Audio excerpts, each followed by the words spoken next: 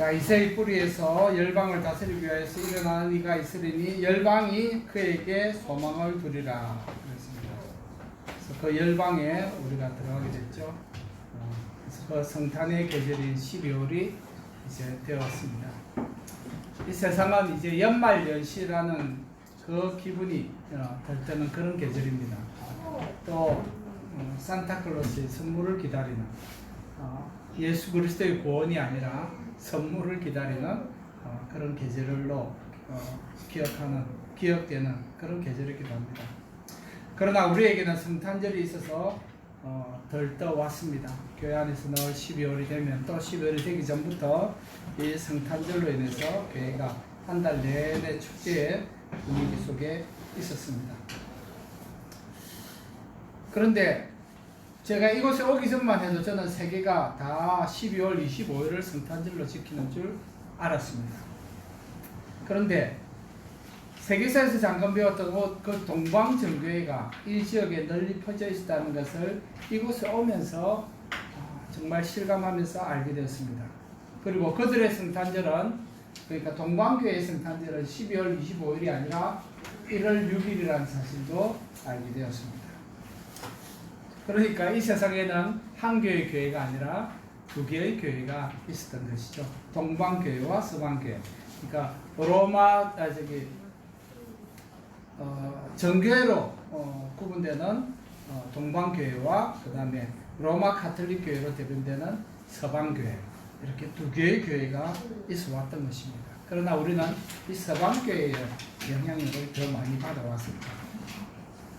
근데 더 중요한 사실은 12월 25일도 1월 6일도 정확한 예수님의 생일이 아니라는 것입니다. 왜냐하니까 예수님의 주민등록증에 12월 25일도 출생일이 아니고 1월 6일도 아니라는 거죠. 주민등록증이 안 남아있기 때문에, 호적도 안 남아있기 때문에 언제가 예수님의 출생일인지 정확하게 알 수는 없습니다. 그러나 분명한 것은 역사 속에서 예수 그리스도께서 이 땅에 오시고 태어나셨다는 그 사실이죠. 그래서 날짜를 어떻게 유추했던지 간에 예수님께서 우리의 구원을 위해서 이 땅에 사람으로 오신 것은 확실한 사실입니다. 그래서 오늘 우리가 언급된 성령의 감동에 의해서 기록된 바울의 말씀에 따르면 우리는 어떤 자세로 성탄을 바라보고 축하해야 하는지 살펴보겠습니다. 하나님께서 우리에게 주신 은혜가 충만하기를 바랍니다. 자, 로마서는 바울이 3차 전도 여행을 갔던 고린도에서 1년 6개월을 사역하면서 한 번도 가보지 못한 로마에 있는 교회 성도들에게 보냈던 편지입니다. 로마서에 대해서는, 로마서의 중요성에 대해서는 너무나 많은 사람들이 얘기하고 있습니다. 저도 참 귀하게 생각하고 많이 읽고 있습니다.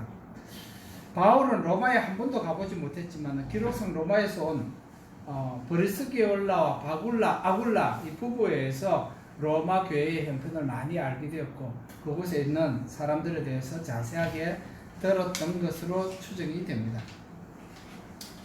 로마서 전체는 하나님의 의를 설명하고 있습니다. 하나님의 의에 따라서 오직 믿음으로 구원을 받는다라는 이 사실을 자세하게 설명하고 있습니다. 자, 로마서 12장 이하는 전체를 다 설명할 수 없고요. 로마서 12장 이하는 이렇게 구원받은 하나님의 백성이 어떻게 살아야 되는가 하는 부분에 대한 내용을 담고 있습니다. 그래서 우리가 알고 이 본문도 하나님의 백성이 이방인을 어떻게 받을 것인지를 다룬 내용입니다. 유대인들에게도 마찬가지죠. 사실 오늘 본문은 앞장의 것을 다 읽어야 이해가 될 수 있는 부분입니다. 왜냐하니까 오늘 읽었던 이 부분들은 이방인도 용납하고 유대인들도 용납하고 서로 용납하고 화해하고 받아줄 것에 대해서 얘기합니다. 무엇 때문에 이 얘기를 했는가 하는 것을 알 필요가 있습니다. 그래서 더 정확한 내용은 바로 앞장에 가면은 14장 13절에서 23절에 있는 이 음식과 관련된 내용입니다. 왜 음식과 관련된 내용을 로마에 있는 성도들에게 바울이 해야 했는지를 우리가 눈여겨볼 필요가 있는 것이죠. 즉 음식과 관련된 바울의 가르침의 연장선상에 그러므로 너희가 이렇게 해야 된다라고 오늘 우리가 읽었던 15장에서 얘기하는 겁니다. 그래서 14장에 있는 음식 때문에 무슨 일이 벌어졌는지 무엇을 얘기하고 있는지를 이해하는 것이 중요한 것이죠. 음식 문화로 인해서 교회 안에서 이렇게 다툼이 있고 어려운 문제가 있었다는 겁니다. 하나님의 의로 말미암아 믿음으로 구원을 받았는데 음식 문화로 인해서 서로 간에 정죄하지 말라. 이것이 14장의 내용입니다. 우리는 그렇잖아요. 뭐 경상도 음식 다르고 서울 음식 다르고 전라도 음식 다르다고 음식 가지고 서로 그러지는 않잖아요. 음식 맛있는 건 맛있는 거니까 음식 가지고 그러진 않는데 왜 유대인과 이방인 사이에 이 음식 문제가 생겼고 이것이 심각한 교회 안에 분쟁이 되었는가, 골치 아픈 문제가 되었는가 하는 것을 우리가 살펴봐야 하는 것이죠. 그렇지만 음식 문제를 뛰어넘어서 우리가 한 가지 더 이해해야 되는 것은 뭐냐 하니까 서로 다르다라는 거예요. 관점이 다르다. 그래서 틀렸다라는 거다. 물론 틀렸을 때가 있습니다. 그런데 다른 것을 틀렸다라고 얘기하면 안 된다는 것이죠. 다른 건 다른 건데 나하고 다르기 때문에 넌 틀렸어, 내가 맞아. 자, 이게 문제라는 거예요. 그래서 다르다는 것과 틀렸다는 것, 이 둘 사이에 분별할 수 있는 능력이 필요한 겁니다. 우리 흔히 기성세대라고 얘기하는 5060, 뭐 7080은 말할 것도 없고 5060 세대 이후의 사람들은, 이전의 사람들은 다른 것은 틀렸다라고 교육을 많이 받았습니다. 그렇게 인식되어 왔습니다. 우리가 생각해, 그러니까 우리라는 공동체 속에서 우리가 생각하는 거하고 다른 것은 틀린 거, 이렇게 많이 주의 교육을 받아왔습니다. 근데 저도 이제 선교제에 있으면서 이 부분이 많이 이제 좀 구별하기 시작했는데 다른 것이 항상 틀린 것은 아니라는 거죠. 나하고 너가 다르기 때문에 넌 틀렸을까 아니라는 거죠. 다른 건 다른 거예요. 근데 안타깝게도 특별히 우리 한국 사람들 사이에서는, 더구나 기성세대 사이에서는 이 다른 것을 틀렸다라고 보는 경향이 많다는 것이죠. 근데 우리만 그런 게 아니고 보니까 로마 교회에 있던 유대인과 교회 안에 들어온 이방인들 사이에서도 서로 다른 문제를 두고 틀렸다라고 본 것이죠. 자, 이게 문제예요. 그래서 다른 것과 틀렸다를 어떻게 올바로 구별할 수 있느냐, 이 능력이 참 중요한 것 같습니다. 다르다는 말은 한쪽이 틀렸거나 나쁘다라는 뜻이 아니에요. 다른 건 다른 겁니다. 로마에 있던 교회에는 음식과 관련해서 어떤 문제가 있었기 때문에 이 음식 가지고 다른 것을 틀렸다라고 서로 배척하는 데까지 왔는지를 우리는 알아볼 필요가 있습니다. 자, 유대인들이 먹는 음식이 있죠. 그래서 할랄 음식 많이 들어보셨죠, 그죠? 이거는 이슬람, 그러니까 모슬렘들이 먹을 수 있는 음식을 구분한 것이 할랄인데 유대인들이 먹는 음식을 구별한 것을 코셔라고 합니다. 그래서 이런 것들은 먹을 수 있고 이것은 먹지 못합니다. 왜 그렇습니까? 왜 돼지는 부정한지 있으니까.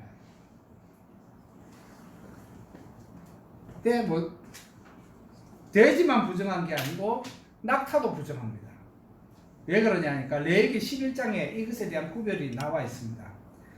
자, 굽이 갈라져 쪽발이 되고, 그러니까 굽이 갈라져 있고 발굽이 있고 대책임질 하는 것, 위가 따로 있어서 대책임질 할 수 있는 음식은 그 고기는 다 먹을 수 있습니다. 소, 양, 염소 이런 건 먹을 수 있는 거예요. 근데 낙타는 왜 먹을 수 없냐니까 대책임질을 하는데 굽이 갈라지지 않은 거예요. 통굽이죠. 그래서 안 된다. 그게 레위기 11장에 나와 있습니다. 돼지는 왜 안 되냐? 돼지는 굽이 갈라져 있어서 쪽발이로 돼 대책임질을 못해. 그래서 부정한 거예요. 그래서 낙타와 돼지는 코셔에 들어갈 수가 없는 겁니다.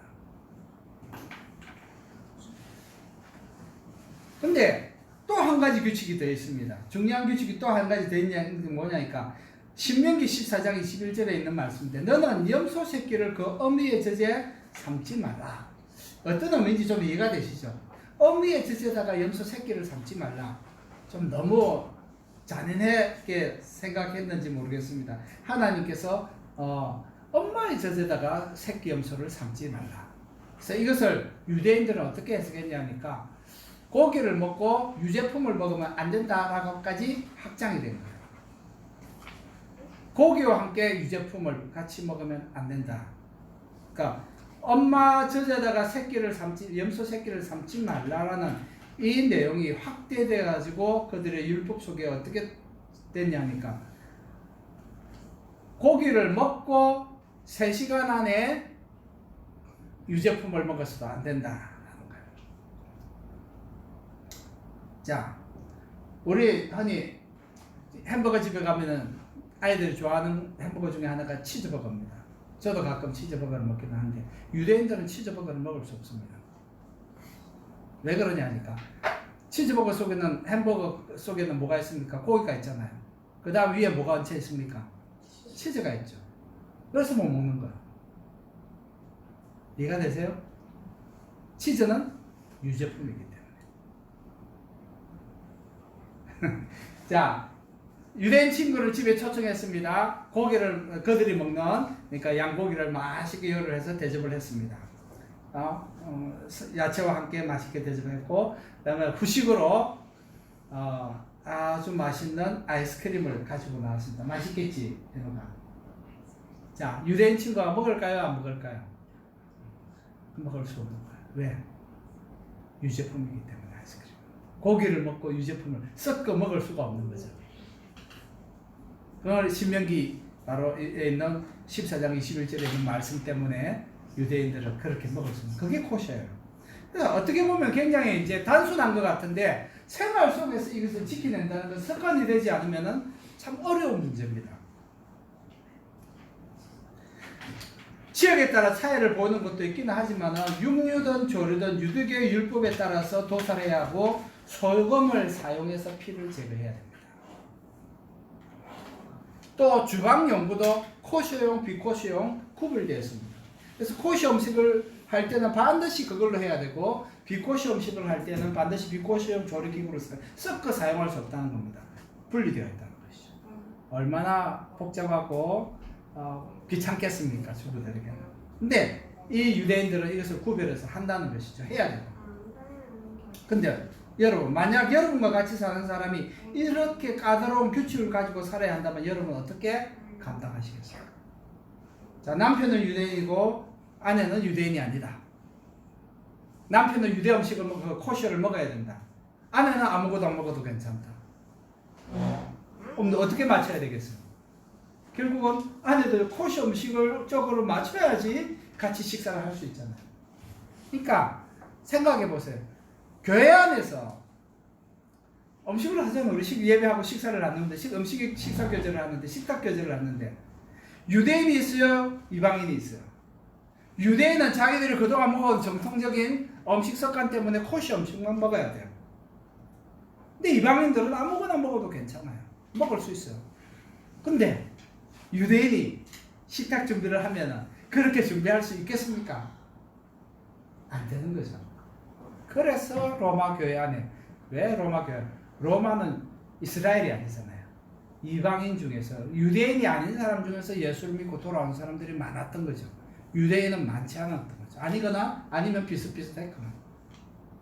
그래서 유대인과 이방인이 가장 많이 섞여서 예배했던 공동체이기도 했던 것 같아요, 로마 교회. 그래서 이 음식 문제가 심란했던 거죠. 만약에 유대인이 다수였더라면 이방인은 거기서 음식 가지고 투정할 그런 상황이 아니었겠죠.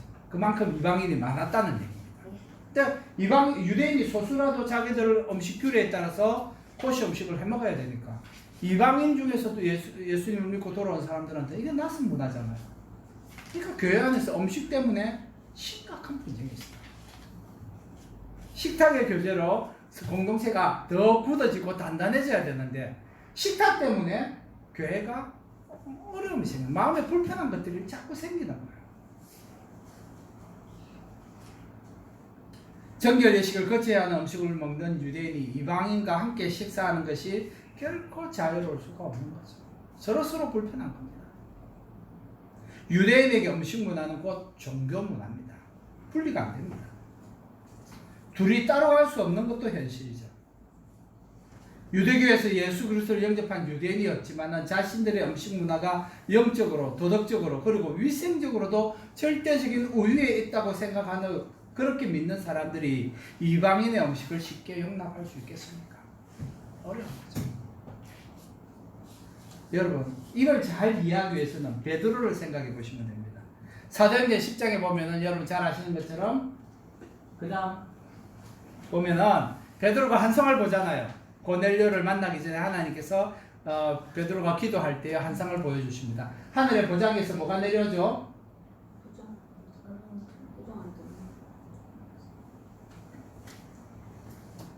없는데? 깨끗한데? 왜 부정하다고 했을까?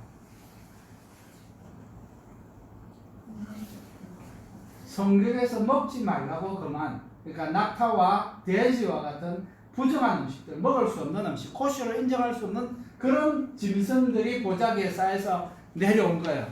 그리고 하늘에서 음성이 있어서 베드로야 먹어라.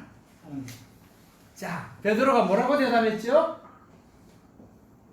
하나님 감사합니다 하고 먹었나요? 뭐라고 했죠? 아슬라. 터키어로 아슬라. 아니 나는 절대로 못 먹습니다 하나님. 왜? 나는 내 평생에 한 번도 이런 부정한 음식을 먹은 적이 없습니다. 하나님께서 먹지 말라고 그만 그런 음식을 나는 먹은 적이 없기 때문에 먹을 수 없습니다. 누가 먹으라고 했죠? 하나님이 먹으라고 했는데 베드로는 뭐라고 얘기합니까?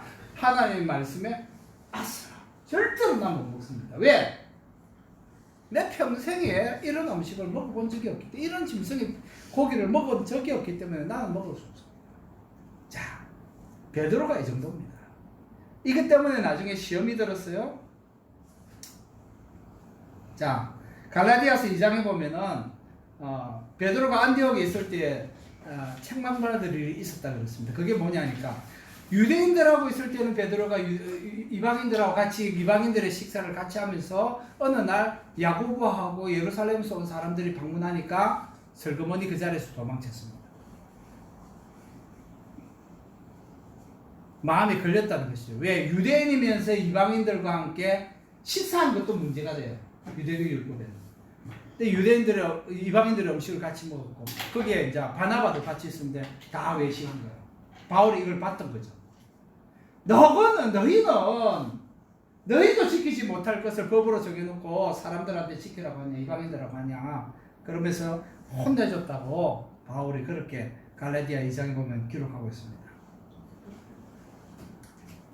유대인으로서 이방인을 따르고 유대인답게 살지 아니하면서 어떻게 하여 억지로 이방인을 유대인답게 살게 하겠느냐, 이렇게 책망을 했던 거죠. 자, 베드로조차도, 그리고 우리가 잘 아는 바나바조차도 외식에 합류했다는 거죠. 그만큼 자기들 평생에 안 먹던 음식, 지켜온 그 음식 습관을 완전히 버리고 이방인같이 된다는 것이 베드로조차도 안 되는 거예요. 하나님 먹으라고 하는데도 하나님 말씀조차도 베드로는 절대로는 안 돼요 하고 거절한 사람이에요. 이게 유대인입니다. 베드로만 그런 게 아니었던 거죠. 바나바도 그랬잖아요. 그럼 뭐냐니까 예수님의 사도들 중에서도 이방인들이 먹는 그 음식을 즐겨 먹을 수 없었다는 얘기입니다. 용납이 안 했다는 거죠. 이게 유대인이에요.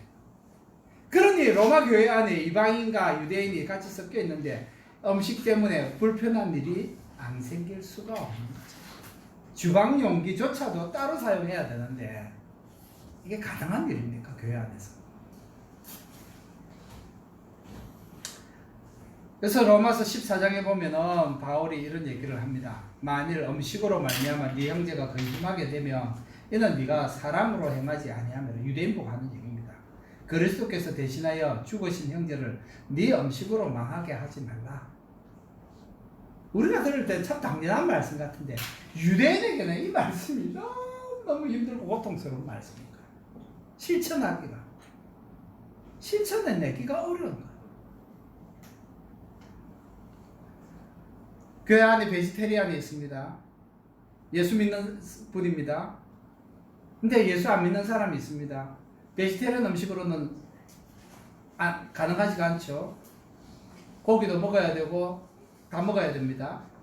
근데 그 베지테리안이 아닌 성도를 위해서 기꺼이 요리를 해줄 수 있으면 함께 그 식탁에서 같이 식사를 할 수 있겠느냐. 자, 그렇게 이해하면 조금 더 얘기가 달라지죠. 유대인 이방인은 조금 어려운데, 베지테리안 얘기하면 조금 더 이제 우리 주변에서 볼 수 있으니까 조금 더 이해하기가 쉬울 겁니다. 그만큼 음식으로 말미암아 네 형제가 근심하게 되면 이는 네가 사람으로 행하지 아니했기 때문이다. 그리스도께서 대신하여 죽으신 형제를 네 음식으로 망하게 하지 마라. 네 음식 습관 때문에 망하게 하지 마라. 시험 들게 하지 말라는 거야. 음식으로 말미암아 하나님의 사업을 무너지게 하지 말라. 만물이 다 깨끗하되 거리낌으로 먹는 사람에게는 악한 것이다. 그래서 바울은 어떻게까지 얘기하니까 의심하고 먹는 자는 정죄되었느니 이는 믿음을 따라 하지 아니하였기 때문이라. 믿음을 따라 하지 아니하는 것은 다 죄다. 음식 먹는 거 가지고 믿음에 따라 행하지 않는 그 음식 먹는 행위는 뭐라? 그것을 죄라고까지 정죄를 하는 거예요, 바울이. 그러니까 음식 때문에 외식하는 유대인들을 향해서 너희들 다 죄 짓는 거다라고 대놓고 얘기하는 겁니다. 쉬운 얘기가 아니죠. 근데 그렇게 얘기했습니다. 그러고 나서 오늘 우리가 읽은 부분에 뭐라고 얘기합니까? 특별히 15장 7절에 그러므로 그리스도께서 우리를 받아 하나님께 영광을 돌리신 것 같이 너희도 서로 받으라. 이 말이 그 얘기예요. 서로 받으라. 서로 이해하라는 겁니다. 서로 자기의 것을 포기하라는 겁니다. 이방인들은 우리 꼭 돼지고기 먹어야 돼. 고집하지 말고. 유대인들은 우리 절대 돼지고기 먹을 수 없어. 포기하라는 거예요. 유대인에게 너무나 고통스러운 얘기죠. 자기의 삶의 전통을 다 무너뜨리는 겁니다. 마치 우리 한국인들에게 당신은 비빔밥 먹으면 안 돼 하는 거하고 똑같은 얘기죠. 유대인에게 이방인의 음식을 먹으라고 하는 것은 한국인에게 절대 떡국도 먹지 말고 비빔밥도 먹지 말고 김밥도 먹지 마, 먹으면 안 돼 라고 얘기하는 거하고 똑같다는 거죠. 그러니까 유대인의 그리스도인에게는 굉장히 고통스러운 범죄죠. 그래서 서로 받으라고 얘기합니다. 오늘 본문이 그래서 이런 얘기가 나온 겁니다. 이런 과정에서 15장을 읽으시면 훨씬 더 이해를 하기가 쉽죠.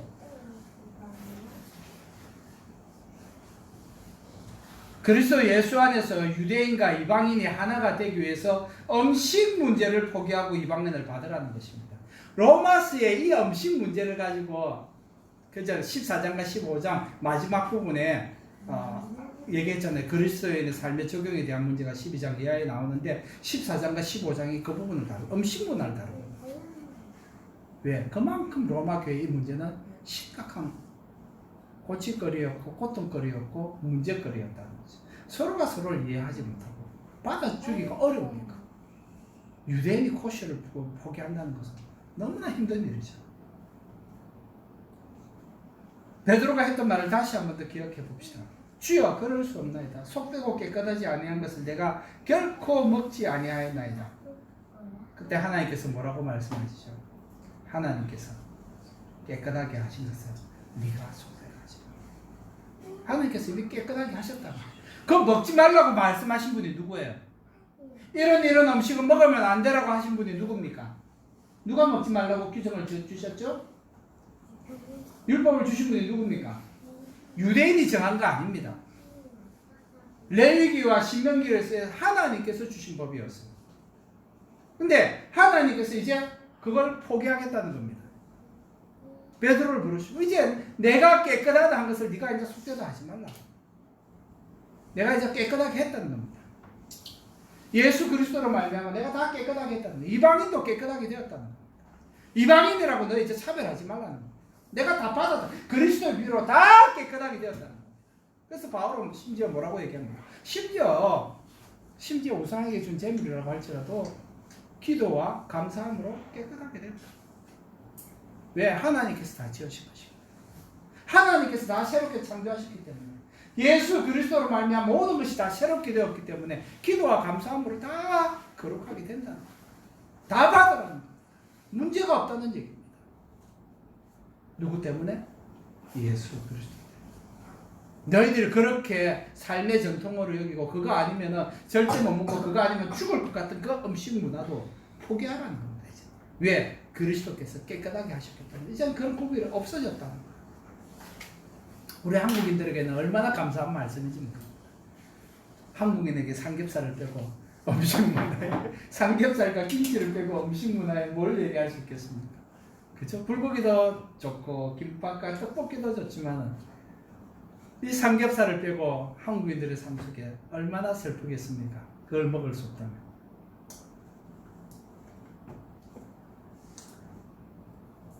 모든 것을 깨끗하게 하신 주님을 찬양할 수밖에 없습니다. 바울은 구약의 율법이 그리스도 예수 안에서 완전하게 되었으므로 믿음으로 말미암아 얻게 된 이방인 성도를 얻기 위해서, 그들을 얻기 위해서입니다. 자신들의 삶의 전통이 아니라 그들 이방인들을 얻기 위해서 유대인 동포들에게 먹는 것을 과감하게 포기하라고 얘기합니다. 왜냐하면 바울은 유대인인 우리도 율법의 행위로서가 아니라 이방인들과 똑같은 조건인 예수 그리스도를 믿음으로 말미암아 구원을 받았기 때문에, 그러므로 유대인이든지 이방인이든지 다 똑같은 조건으로 구원을 받았기 때문에 상관없다라는 것이죠. 그러므로 우리 유대인이 믿음으로 하나님께 받아들여진 것처럼 이방인들도 용납하고 받으라라는 것입니다. 말씀을 맺습니다. 음식 문화의 극복은 오늘의 중요한 메시지인 열방에 대한 주님의 관심으로 이어집니다. 믿음으로 말미암는 하나님의 은혜는 복음이 이방인들에게도 열려지는 큰 역사를 이루었습니다. 이 믿음으로 말미암아 얻게 되는 하나님의 의, 즉 구원의 가장 큰 수혜자는 바로 저와 여러분 같은 이방인입니다. 한국입니다. 그죠? 유대인이 아닌 사람들. 사실 하나님께서는 천지 때부터 모든 민족과 열방에 대한 관심을 가지고 계셨습니다. 예수님 때문에 이방인에 대한 관심이 새로 생긴 게 아닙니다. 예수님 이후에 이방인들에게도 전도하라는 말씀이 새로 생긴 게 아니라는 거죠. 유대인이나 이방인이나 모두 아담의 후손, 노아의 후손이 아닙니다. 하나님의 피조물들입니다. 왜 유대인이 그러면 더 나은 민족처럼 자기들은 생각하고 또 그렇게 여기 왔을까요? 그것은 창세기 12장에 있는 아브라함을 부르실 때 그를 선택하셨다는 그 사실 때문에 그들은 아브라함의 후손을 자랑스럽게 생각하고 선택받은 민족이라는 것에 대해서 자랑스럽게 생각해 왔습니다. 그러나 중요한 것을 빼먹었죠. 하나님의 의도와 하나님께서 무엇을 말씀하시는지는 빼먹었습니다.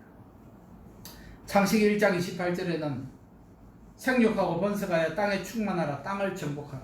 모든 땅에 대해서 얘기합니다. 그때는 모든 민족을 얘기할 필요가 없죠. 두 사람밖에 없으니까. 그래서 모든 땅에 대해서 얘기합니다. 9장에 보면 노아 홍수 이후에 하나님께서 새로 노아 가족만 살아남았는데 그들에게도 똑같은 말씀하세요. 9장 1절에 생육하고 번성하여 땅에 충만하라. 이제 8명밖에 없는데 생육하고 번성하여 땅에 충만하라는 얘기입니다. 그리고 아까 말씀드린 아브라함 부르실 때 창세기 12장에 보면 땅의 모든 족속이 너로 말미암아 복을 얻을 것이다. 이게입니다.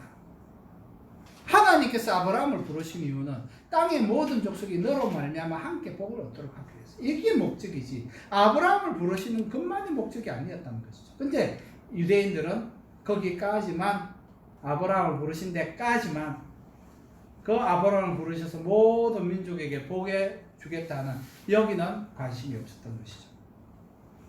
마태복음 28장 19절에 봐도 이것은 분명합니다. 뭐라고 말씀하십니까? 너희는 가서 모든 민족을 제자로 삼아. 모든 민족. 그리고 사도행전 1장 8절에는 뭐라고 얘기하십니까? 땅끝까지 이르러 내세입니다. 자, 여기 보면은 중요한 얘기가 지난번에 한번 했습니다만 예루살렘과 온 유대와 사마리아와 땅끝까지 이르러, 이 얘기는 뭐냐 하니까 경계선만 넣는 게 아닙니다. 예수님의 제자들이 어떻게 했습니까? 처음에는 예루살렘과 유대와 사마리아와 그 다음에 흩어지기 시작했죠. 근데 누구에게만? 유대인에게만 복음을 전했습니다. 경계를 넘어섰지만은 복음의 대상은 항상 유대인밖에 없었습니다. 이방인에게는 복음을 전하지 않았습니다. 근데 어디서 깨졌습니까? 수리아 안디옥에서.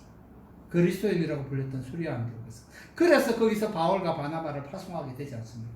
그래서 바울과 바나바를 이방인의 선교사로 파송하게 된 수리아 안디옥에는 이런 이유가 있었습니다. 왜? 거기서 처음 이방인들에게 복음을 전했기 때문에. 그래서 바울과 바나바를 따로 세워서 금식하고 그들을 이방인의 선교사로 파송했던 것이죠. 그 일을 수리아 안디옥 교회가 할 수밖에 없었던 이유가 여기 있었던 겁니다. 이방인에게도 복음을 전했다. 하나님께서 원하셨던 것은 지역적인 경계만 넘어서라는 게 아닙니다. 하나님의 관심은 모든 사람에게 있다는 것이죠. 모든 민족에게 다 있다는 것이죠. 그래서 이 사도행전 마지막 28장 28절에 보면은 그런즉 하나님의 이 구원이 이방인에게로 보내어진 줄 알라 그렇게 얘기합니다. 하나님의 관심은 땅끝까지 모든 민족에게 모든 사람들이 다 하나님의 복음을 듣고 하나님이 누구신지 예수 그리스도가 누구신지를 알게 하는 것입니다. 단지 지역적인 경계만 넘어서는 것이 아니라는 거죠. 한국에서 터키만 왔다고 해서 그것이 우리가 땅끝까지 왔다고 말하면 안 된다는 거예요. 여기서 한국인뿐만 아니라 터키인가 우리가 만나는 모든 사람들에게 복음을 전하는 자가 되어야 된다. 그때야 비로소 우리는 땅끝까지 온 사람. 지역적인 경계를 허물었다고 땅끝이 아니야. 우리의 마음의 경계선을 무너뜨려야 합니다. 이방인이다. 한국인이다. 누구에게 마음을 열고 그들에게 복음을 전가할 수 있는 기회가 있다면 전하는 것이 우리들의 사명이라는 것이죠. 열방을 향한 하나님의 마음은 창조의 처음부터 세상의 마지막 날까지 동일하다는 사실입니다. 동일하다. 그 언어로 말미암아 우리가 예수 그리스도를 믿는 믿음으로 구원받는 거예요. 믿음으로 구원받는 것은 구약이나 신약이나 다 똑같습니다. 구약은 행위로 구원받은 것이 아닙니다. 구약 시대 때도 믿음으로 구원을 받았습니다. 하나님을 믿는 그 믿음을 다시 오시게 된 그 메시아를 바라보는 그 믿음으로 말미암아 구원을 받았습니다. 우리는 오셨던 메시아와 다시 오신 메시아를 기대하고 그 믿음, 그 메시아를 바라보는 믿음으로 말미암아 우리는 구원을 받는 겁니다. 12월은 예수 그리스도의 탄생으로 기억되고 축하하는 귀한 명절이 있는 계절입니다. 성탄절이 연말 연시의 기분을 돋구는 액세서리가 아니기를 바랍니다. 물론 당연히 그렇게 해오셨으리라 믿습니다. 우리의 성탄절에 산타클로스가 주인공의 자리를 차지하도록 해서는 안 됩니다. 반드시 우리에게는 예수 그리스도 때문에 이 성탄절을 함께 기뻐하고 축하해야 되고 함께 기뻐하고 축하하기 때문에 이방인들에게도 이 복음을 들고 나아가야 되는 것이죠. 그래서 이방인들도 우리와 함께 기뻐하고 즐거워할 수 있는 것이죠. 누가복음 2장에 천사들이 뭐라고 외쳤습니까? 땅에는 기뻐하심을 입은 모든 사람들 중에 평안하다. 모든 사람. 유대인만이 아닙니다. 그러므로 예수 그리스도로 말미암아 하나님의 복음, 예수 그리스도의 탄생은 유대인들만을 위한 것이 아닙니다. 그들은 아니라고 생각하죠. 이것은 모든 이방인들을 위한 구원을 위해서 이 복음의 문이 열려졌다는 것을 우리는 기억해야 됩니다. 성탄절은 유대인뿐만 아니라 이방인인 우리와 여러분에게도 동일한 조건인 믿음으로 말미암아 구원받는 이 진리를 위해서 인간으로 태어나신 하나님 예수 그리스도를 기뻐하고 기억하고 축하하는 그런 명절이 되어야 할 것입니다. 우리는 이 명절을 예수 그리스도를 기억하는 것으로서 기뻐해야 할 것입니다. 그래서 로마서 15장 10절 오늘 우리가 읽은 본문에 열방들아 주의 백성들과 함께 즐거워하라 했고 누가복음 2장 10절에는 온 백성에게 미칠 큰 기쁨의 좋은 소식을 천사가 가져왔다라고 전했습니다. 그 복음이 우리가 믿은 그 복음입니다. 우리가 구원받았으니까 끝이 아니라 이제 우리가 구원받았기 때문에 이 복음의 역사는 이제 시작되는 겁니다. 한 해의 마지막인 12월에 우리를 위해 이 율법의 조건들을 완전케 하신 주님을 기억하며 함께 즐거워합시다. 음식뿐만 아니라 모든 율법의 조건에서 우리를 해방시키신 예수 그리스도를 모든 성도들과 함께 기뻐하며 하나님의 나라를 찬양합시다. 열방을 기억하고 이 땅에 오신 예수 그리스도를 기억하고 기념하는 연말 12월이 될 수 있기를 축복합니다. 기도합시다. 사랑하는 주님, 은혜를 감사합니다. 우리가 불편하게 생각하는 그 모든 것들을 깨뜨리시고 예수 그리스도를 믿는 믿음으로 말미암아 구원 얻는 이 길을 우리에게 열어주신 주님을 찬양합니다. 유대인에게뿐만 아니라 하나님을 사랑하는 사람에게뿐만 아니라 오히려 우리가 더 주님을 향해 죄를 짓고 있을 그런 죄인이었을 때에 죄인인 나를 위하여 죽으신 예수 그리스도를 찬양합니다. 우리를 구원하시기 위해서 하나님이신 예수님께서 이 땅에 사람으로 오신 것을 찬양합니다. 우리를 위하여 행하신 그 모든 일을 행하여서 찬양합니다. 오직 주님만 영광과 찬송을 받으시옵소서. 예수님 이름으로 감사하며 기도합니다. 아멘.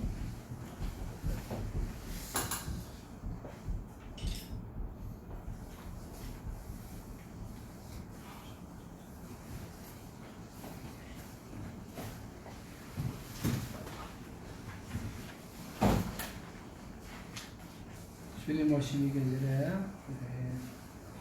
함께 성찬 예식을 하겠습니다.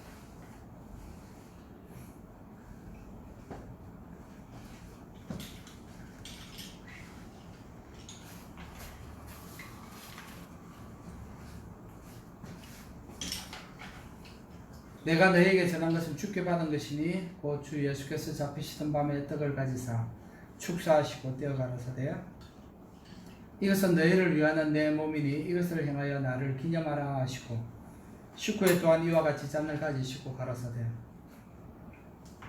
이 잔은 내 피로 세운 새 언약이니 이것을 행하여 마실 때마다 나를 기념하라 하셨으니 너희가 이 떡을 먹으며 이 잔을 마실 때마다 주의 죽으심을 오실 때까지 전하는 것이니라.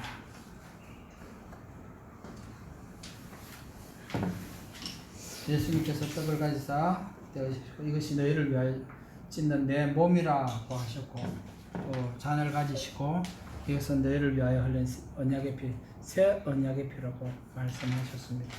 우리는 이것을 기억하고 먹고 마실 때마다 주님의 죽으심을 주님께서 다시 오시는 그날 때까지 함께 기억하는 것입니다. 기도하겠습니다. 사랑하는 주님 은혜를 감사합니다. 우리를 위하여 살 찢으시고 피 흘려주시고 마지막 피 한 방울까지도 우리의 구원을 위하여 아낌없이 주신 주님을 찬양합니다. 주님께서 이 땅에 사람으로 오신 이 계절을 우리가 함께 기뻐하며 축하합니다. 우리가 왜 기뻐해야 되는지를 기억하고 왜 예수님께서 이 땅에 오셨는지를 기억하고 우리 주님의 그 한없는 사랑과 그 희생을 기억하며 우리에게 주어진 사명을 감당하는 성도들이 다 되게 하여 주옵소서.